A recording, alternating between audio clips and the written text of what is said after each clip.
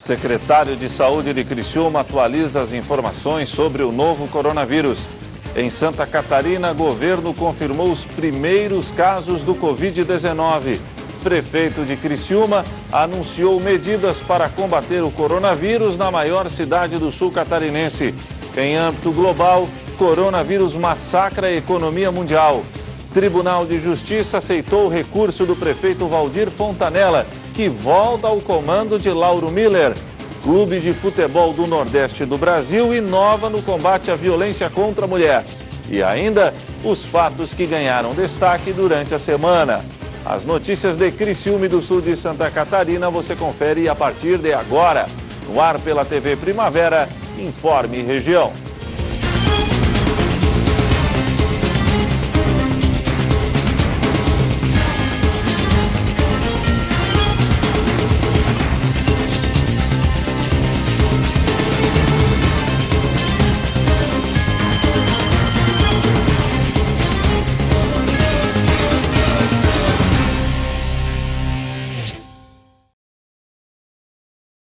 Hoje é sexta-feira, 13 de março de 2020. Para você que sintoniza a tela da TV Primavera, boa noite.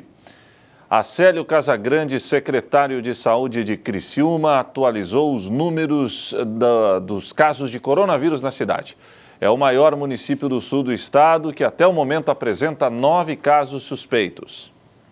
O número de casos suspeitos em Criciúma aumentou nos últimos dias. Na quarta-feira eram 5, na quinta, 7 e na manhã dessa sexta-feira, 9 suspeitas estavam sob investigação. Os números foram divulgados pelo secretário de Saúde do município.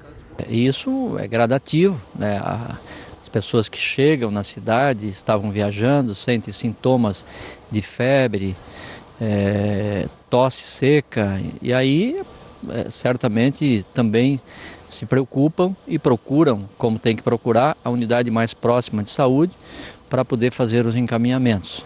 Segundo o secretário, essa é a orientação. Pacientes que apresentem sintomas e tenham a possibilidade de ter contraído o vírus devem procurar uma unidade de saúde. Essa é a orientação que se dá. Procure a unidade mais próxima da sua casa. Não se desespere e não vá a um pronto-socorro de hospital ou na UPA num primeiro momento. Procure a unidade. Se a unidade não tiver o atendimento, aí sim pode procurar a UPA ou a unidade de pronto-atendimento 24 horas da Boa Vista. O secretário lembra que até o momento não há casos de transmissão interna confirmados no estado. Por isso, são considerados casos suspeitos aqueles que tenham retornado recentemente de alguma viagem. Ainda não tem, o vírus não está circulante ainda na cidade de Criciúma, nem no estado de Santa Catarina. De forma que essas pessoas estão chegando de outros estados e até de outros países, né? Principalmente de outros países. E essas que estão hoje como suspeitas, elas vieram de outros países. Então, esse é o grupo que estamos monitorando nesse momento, mas isso é muito dinâmico e amanhã o protocolo poderá ser outro. Em relação ao Brasil, o número de casos confirmados é baixo, se compararmos com outros países. Mas o secretário lembra que há uma preocupação de que essa realidade mude nos próximos dias. Vem crescendo, né? E nas reuniões que nós acompanhamos, tanto em São Paulo como Brasília, enfim, no Ministério da Saúde, eu tenho acompanhado, as informações não são boas, né? Elas vêm num crescente muito forte e a previsão para os próximos dias não é boa, né? Ela é de crescimento, sim, de casos, mais casos a serem confirmados. Portanto, nós esperamos que não chegue tão fácil e tão rápido aqui na nossa cidade. Mas se chegar, nós temos que estar preparados e é o que nós estamos fazendo. A proliferação do vírus é bem recente. Apesar dos vários estudos que estão sendo realizados no mundo, ainda não há uma vacina para prevenir contra a doença ou um remédio para combatê-la. Por isso, a prevenção é fundamental. Nós precisamos fazer uma corrente forte para que não se tenha o vírus em Criciúma. E se tiver, nós precisamos estar muito preparados e estamos. Agora, cada um tem que fazer a sua parte, né? Já falamos muitas vezes, né? O vírus, ele está nas nossas mãos. Então, lavar as mãos muitas vezes com água e sabão, né? É claro que a etiqueta de tosse também não pode ser na mão, mas se for é com lenço descartável ou no antebraço, né? Porque aí você consegue evitar um monte a transmissão. Então, o melhor remédio nesse momento é a prevenção, é prevenir, não tem outro jeito, né? Porque não tem uma vacina ainda e também não tem um tratamento eficaz. Portanto, a prevenção é o melhor remédio ainda. Em Santa Catarina, o governo de Carlos Moisés confirmou os 2 primeiros casos de Covid-19 no estado. Agora há pouco, a Secretaria de Estado da Saúde confirmou que já são 3 os casos em Santa Catarina. A reportagem é da jornalista. O anúncio foi feito em coletiva de imprensa em Florianópolis no fim da tarde desta quinta-feira. Os primeiros 2 casos de coronavírus em Santa Catarina foram confirmados pelo secretário de Saúde do estado. O que nós podemos informar a população é que são 2 casos de pessoas que estiveram no exterior, que vieram de regiões onde nós tínhamos a circulação do vírus. Obviamente começaram a apresentar sintomas que eram compatíveis com a doença. Foram feitas as devidas coletas, orientados à questão de restrição residencial, ou seja, de isolamento domiciliar. Essas pessoas aguardam essas orientações e uma vez que nós começamos a fazer a tipagem dessas amostras aqui no nosso LACEN, Laboratório Central, tivemos esses 2 casos positivos. Um oriundo da Europa e outro oriundo da América do Norte, mas nada que nos indique que a circulação era local. São casos importados, casos de pessoas que estiveram no exterior, em contato com pessoas daquela região e voltaram para o estado de Santa Catarina e aqui apresentaram sintomatologia. Além dos casos confirmados, Santa Catarina segue ainda monitorando casos suspeitos, que passam de 60. E para fortalecer as ações de prevenção e contingenciamento da doença, o governo do estado instituiu um centro de operações de emergência em saúde. O Centro de Operações em Emergência de Saúde ele tem um papel hoje instalado de diariamente fazer os acompanhamentos dos desdobramentos de ações que possam ser necessárias. Então, este centro ele tem como objetivo manter profissionais de saúde todos os dias em avaliação do cenário estadual para que as ações elas possam ser deflagradas conforme os cenários eles vão apresentando. Nesse centro de operações, uma série de ações já é implantada pelo governo do estado. Estratégias específicas. Nós estamos trabalhando agora com planos, ou seja, dimensionamentos de cenários que possam acontecer no estado de Santa Catarina, a exemplo de outras regiões do mundo que foram cometidas pela doença. Então nós já temos gráficos, estudos e planejamentos que estão sendo todos os dias fornecidos, especialmente para os países que foram inicialmente acometidos, e baseados nesses cenários prospectivos, nós começamos a estabelecer planos. Quantos leitos de UTI nós temos que deixar disponíveis, quantos leitos de internação nós temos que deixar disponíveis, quais são os insumos que nós precisamos ter, em qual é a quantidade que nós precisamos ter disponível para que a gente possa fazer o enfrentamento, quais são as orientações dos profissionais que lá estão na ponta, especialmente nos municípios, que eles precisam ter com relação à condução dos pacientes, como é que nós vamos fazer esse acompanhamento num primeiro momento dos pacientes que estão em residência, quais são as orientações a serem adotadas com relação à circulação de pessoas com o progredir da doença. Então tudo isso faz parte do escopo do COIS, onde essas ações elas são planejadas e obviamente, uma vez planejadas, estão aptas a serem colocadas em ação desde que necessário. O governador Carlos Moisés também publicou um decreto que estabelece medidas emergenciais para conter o avanço do Covid-19.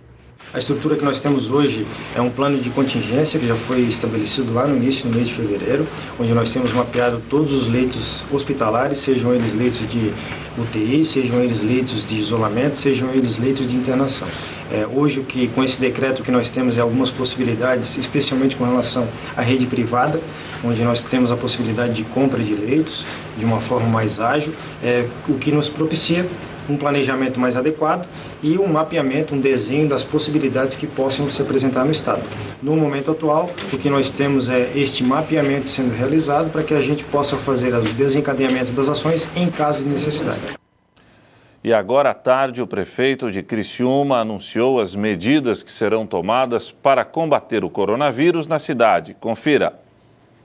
Olá, Heber. Casos confirmados em Santa Catarina e em Criciúma até o momento, alguns casos seguindo como casos suspeitos. Vou conversar com o prefeito de Criciúma, Clésio Salvar, a respeito dessa situação. Prefeito, diante disso, algumas atitudes começam a ser tomadas. Existe, por exemplo, a possibilidade até de se criar um centro específico para fazer essa triagem, para fazer esse acompanhamento? Na verdade, já há mais de 60 dias, quando os casos surgiram na China, depois foi para a Europa, notadamente na Itália, e aí também nós começamos ouvindo a parte técnica, tomando algumas medidas. Então, já tem 60 dias que nós temos um acompanhamento do coronavírus. Mas agora, de acordo com a previsão dos técnicos, sabia-se que março, abril também chegaria no Brasil. Então nós estamos agora intensificando esse acompanhamento, por isso reunindo aqui toda a equipe técnica da Prefeitura de Criciúma, também de outras entidades não ligadas ao poder público. Todos os municípios da região também estão envolvidos nesse chamamento, a responsabilidade que nós temos das medidas preventivas que têm que ser adotadas. Por exemplo, aqui em Criciúma, nós tínhamos a previsão de inaugurar a Central de Saúde agora no dia 28 de março.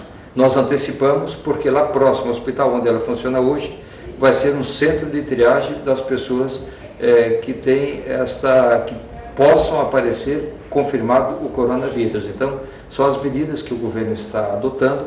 Não há risco por enquanto nenhum, mas estamos preventivamente tomando as medidas.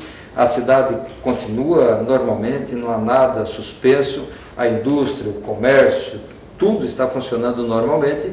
A exemplo do que ocorreu em 2010 com a gripe suína H1N1, Criciúma saiu na frente e tomou as medidas, por isso naquele tempo nós tivemos o menor índice de mortalidade, o que esperamos que ocorra. Agora não com menor índice, com zero de mortalidade na cidade de Criciúma por conta do coronavírus. Equipes de saúde também vão se capacitando, teve uma capacitação agora nessa tarde também para estarem preparados realmente para alguma situação que surgir. Todas as unidades de saúde, mais do que as unidades, nós estamos preparando um centro de triagem para acolher essas pessoas no local, muito próximo ao Hospital São José, próximo da Clinimagem, da URC, do Hospital São João Batista, porque talvez precise ali ressonância, tomografia, raio-x, então vamos ficar bem próximo desses locais que têm essa estrutura para atender as pessoas que vão precisar. Prefeito, só para encerrar, reunião também nessa tarde com entidades religiosas, com outras entidades do município, justamente para se discutir ações a partir de agora? Sim, na verdade o propósito é isso mesmo, é chamar a sociedade para se prevenir para o pior. Obrigada, prefeito. O prefeito Clésio Salvar falando sobre essas ações a partir de agora, os próximos passos em relação principalmente à prevenção ao coronavírus. Débora Corrêa para o Informe Região. A seguir, mais coronavírus. Em âmbito global, o coronavírus massacra a economia mundial. Turismo é um dos setores mais afetados.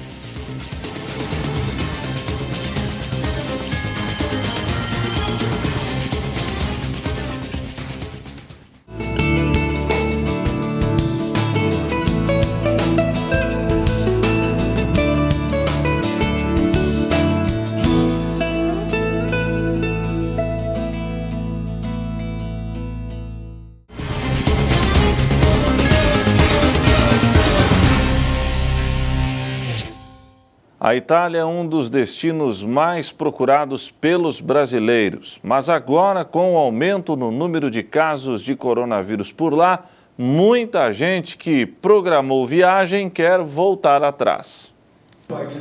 O roteiro já estava programado. Alessandra, o marido e os 2 filhos embarcariam em julho para a Itália. Seriam 20 dias em Milão, Florença e Parma. Mas a viagem dos sonhos foi cancelada por causa do novo coronavírus. Uma frustração, na realidade. Você planeja durante muito tempo a viagem, junta dinheiro, pesquisa e depois acaba não acontecendo. A gente não precisa correr risco desnecessário. Eles têm 16 anos, estão aí no auge da vida e a gente não precisa correr esse risco. Tem bastante medo, sim. Muitos outros brasileiros também não querem correr riscos e desde o início da semana aumentou o movimento nas agências de turismo. São clientes querendo cancelar a viagem. As agências de turismo ainda não têm um balanço fechado em relação ao número de desistências, mas a preocupação do setor é grande. Afinal, a Itália é um dos 10 destinos mais procurados por brasileiros no exterior. Roma é a 4ª cidade mais visitada da Europa e a estimativa é que por ano 370 mil pessoas deixem o Brasil rumo à Itália. Nessa agência especializada em viagens para a Europa, os cancelamentos já afetaram 30% dos negócios. Muitos têm medo até de entrar nos aviões, nos navios, então muitos estão desistindo de viajar. Alguns trocam pelo Caribe e outros pelo Brasil. Mas desistir da viagem pode sair bem caro. Muitas operadoras que vendem passagens aéreas e pacotes turísticos cobram multas que chegam a 40% do valor pago. A gente normalmente auxilia os nossos passageiros. O que a gente faz? A gente conversa, a gente faz esse trâmite, a gente conversa com a operadora para deixar esse crédito na operadora desse valor e aí ela usar esse crédito para em outra viagem.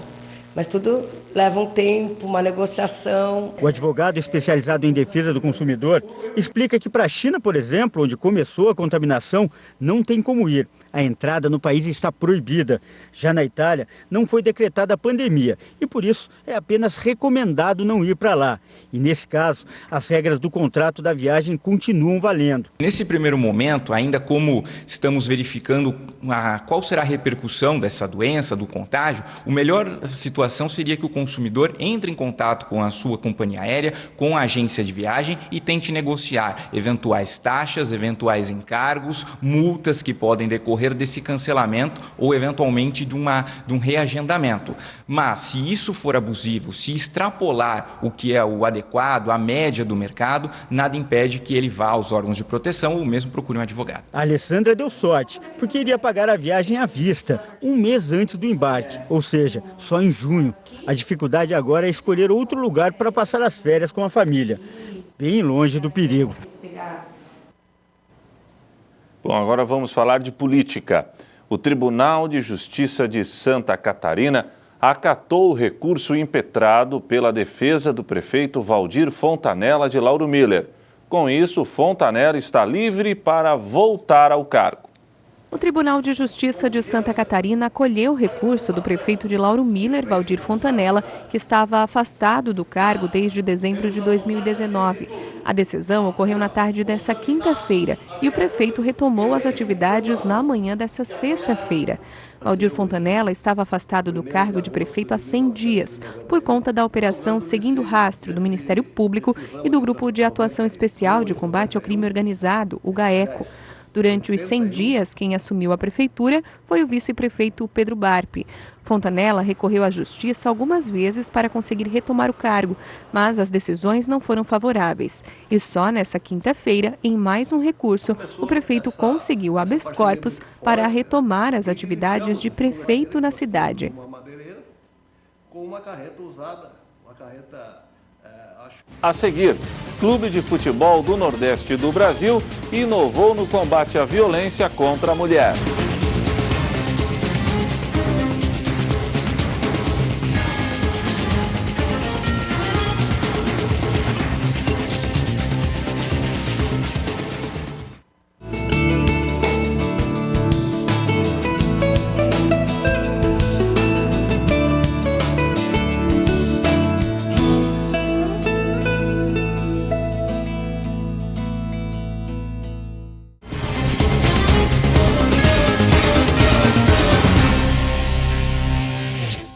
A cada 4 minutos, uma mulher é agredida no Brasil.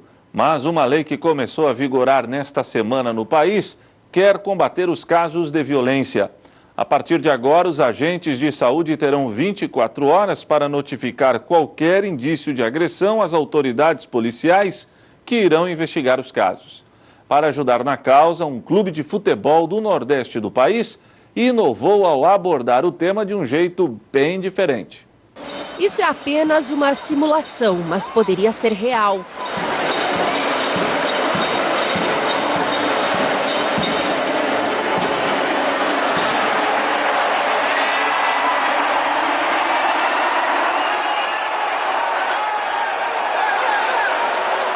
O time de futebol Fortaleza utilizou uma forma incomum para falar sobre a violência contra a mulher. Colocou 2 atores encenando uma agressão durante o intervalo de uma partida contra o CSA pela Copa do Nordeste, que foi exibido num telão. A intenção do clube com a cena foi incentivar as mulheres a denunciarem as agressões aos órgãos competentes. Toda vez que uma mulher é agredida, a sociedade inteira é agredida também. Não se omita, denuncie. Ligue 180 antes que seja tarde. Uma nova lei federal que já está em vigor determina que agentes de saúde são obrigados a notificar casos de violência contra as mulheres atendidas no sistema de saúde, mesmo que as vítimas não peçam. O objetivo da lei é combater esse tipo de crime, que é alto no Brasil. A cada 4 minutos, uma mulher é agredida.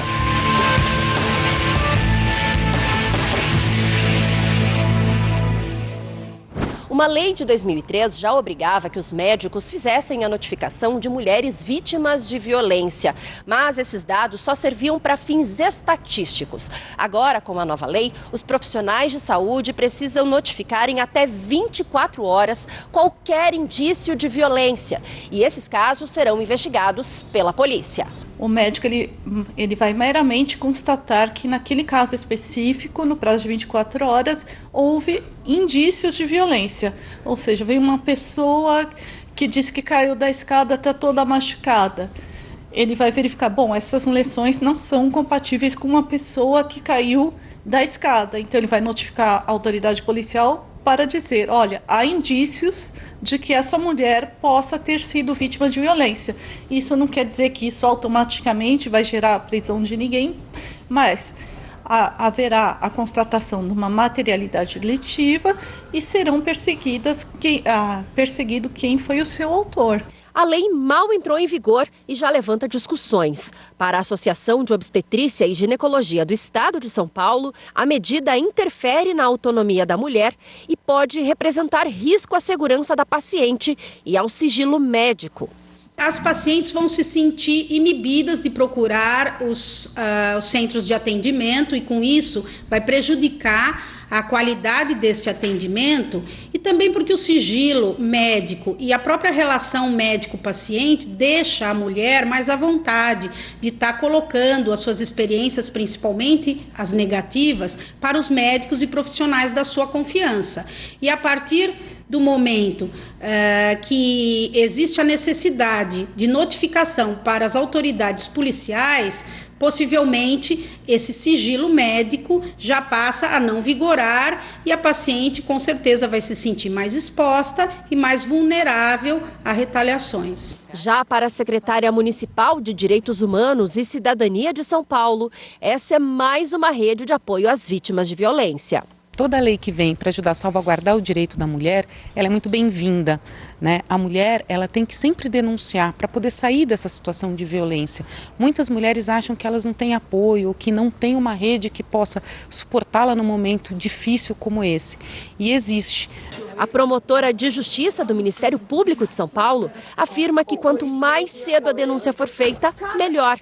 Afinal, só assim será possível combater não só a agressão física, como também casos de feminicídio, que têm aumentado no país.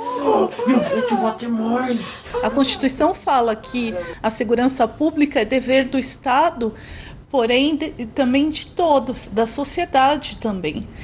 E o médico, como um profissional capacitado, ele sabe que muitas vezes uma violência não termina apenas naquele ato e que se ele se omite, muito provavelmente aquela vítima pode ser vítima de novas agressões ou até culminar em casos de feminicídio. Para! E para fechar o informe região desta sexta-feira, vamos conferir os fatos que ganharam destaque durante a semana na região sul de Santa Catarina.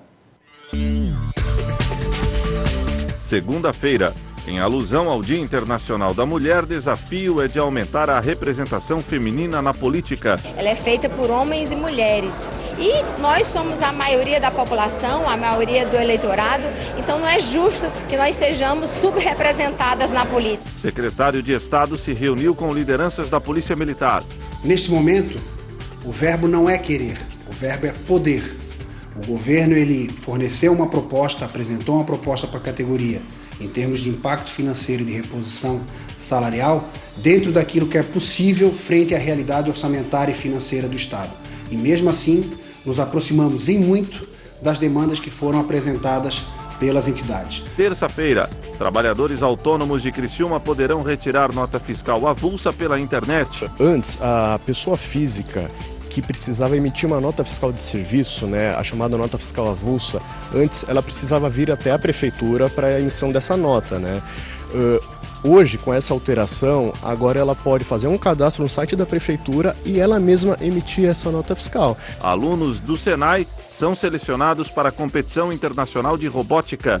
A gente recebeu esse projeto, ele é executado em 44 países, em parceria com a FIA, com o SESI Senai agora aqui no Brasil. É um projeto extracurricular, onde os alunos, a gente desafia os alunos a entrar nesse projeto, onde o SESI Senai ele dá alguns apoios, A gente tem um técnico específico para estar dando esse suporte para os alunos desempenhar e desenvolver esses projetos que eles fazem aqui. Quarta-feira, entidades de Içara se reúnem para discutir soluções de segurança de pedestres que transitam pela SC 445.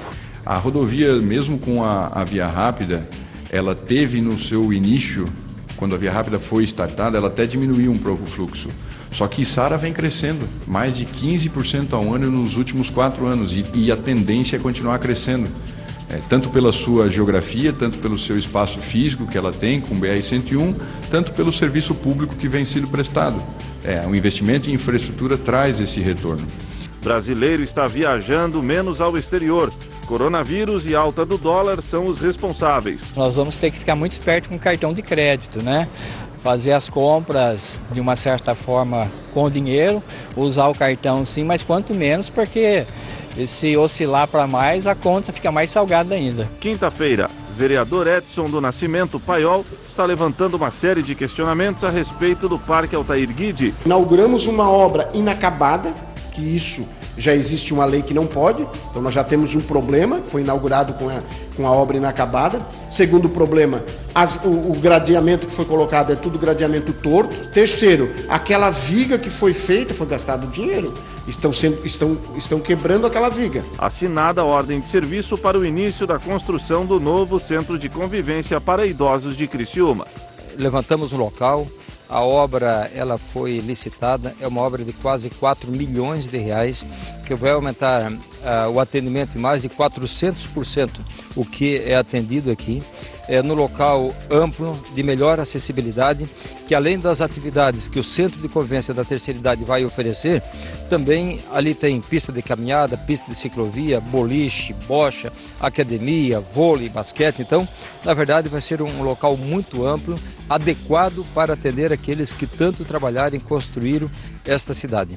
E o Informe Região desta sexta-feira fica por aqui. Voltarei amanhã, 15 para o meio-dia, no Boletim Primavera, se Deus assim permitir. Boa noite.